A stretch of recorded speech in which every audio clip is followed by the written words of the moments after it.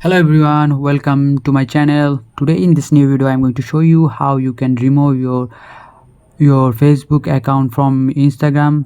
Yes, if you have synchronized account Instagram and Facebook together and you want to remove your Facebook account from Instagram, I'm going to show you how you can remove it very easily. So without any delay, let's start the video. First, go to your Instagram profile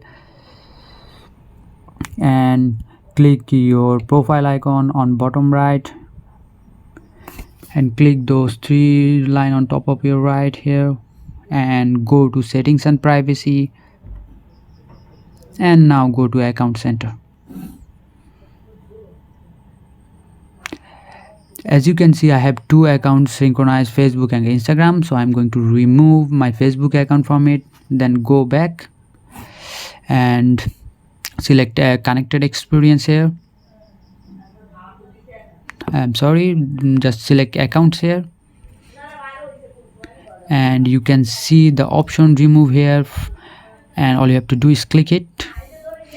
Now click this remove account option here and press continue and press remove here,